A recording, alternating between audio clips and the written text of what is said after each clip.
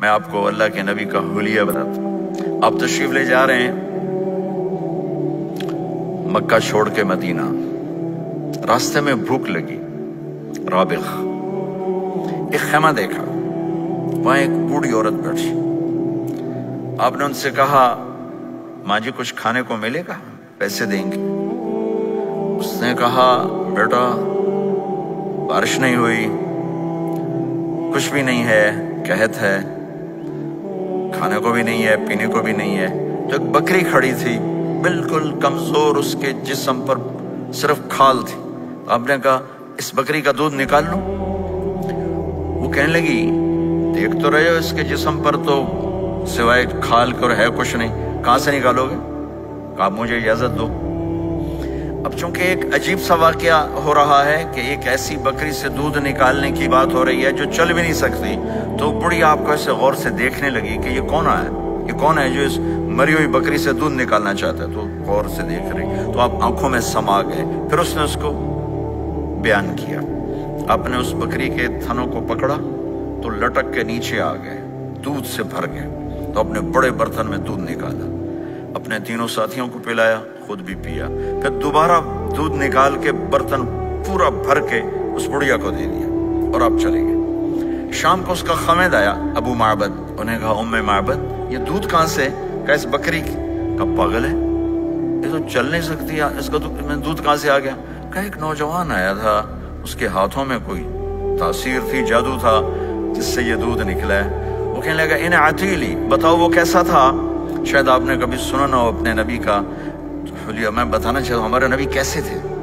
کہنے لگی میں تمہیں کیا بتاؤں، میں نے ایک شخص دیکھا، مجھے لگا جیسے 14ویں کا چاندی کپڑے پہن کے زمین پہ آ گیا، ظاہر الوضاء ابلج الوجہ، چمکتا چہرہ۔ میں پورا آپ کو ایک اور حدیث بھی ساتھ جمع کر لیتا ہوں۔ عظیم الہامہ، خوبصورت سر، بڑا شدید و سواد الشعر، سیاہ کالے بال، عظیم الہامہ، سر خوبصورت گولائی میں، واسع الجبین، کھلا ماتھا، ازہر اللون، کلیوں جیسا خوبصورت رنگ، چمکتا ہوا۔ پھول میں چمک تھوڑی ہو جاتی، کلی میں زیادہ ہوتی، کلیوں جیسا رنگ چمکتا ہوا۔ ازج الحواجب، یہ بڑے خوبصورت گول، آج کل کیسے یہ پر پینسلیں لگا کے بیچاریاں یہاں تک لے جاتی ہیں، اور پھر پینسل کا رنگ اتر جاتا ہے، پھر اندر سے وہی عجیب و غریب نظر آنے لگتا ہے۔ تو میرے نبی کی اللہ نے ایسے خود بنا دی، ایسے پورے چلتی ہوئی یہاں تک آتی تھی، من غیر قرن، یہاں بال نہیں تھے، یہاں یہ جگہ خالی تھی۔ جن کے ہوتے ہیں وہ بیچاری یہاں سے نکال ہائے بھی کرتے ہیں اور نکالتے بھی ہیں۔ من غیر قرن، یہاں بال نہیں تھے۔ بینہما عرق یدرہ الغضب، یہاں ایک وین تھی، وین، جب آپ کو غصہ آتا تھا تو آپ غصے کو برداشت کرتے تھے، نکالتے نہیں تھے، برداشت کرتے تھے، تو وہ یہاں ایسے حرکت کرنا شروع کر دیتی تھی، تو اس سے پتہ چلتا تھا کہ اللہ کے نبی غصے میں بیٹھے ہوئے ہیں۔ فی عینیہ دعج، آنکھ بڑی خوبصورت، موٹی، سیاہ، اشکل، لمبی، اہدب،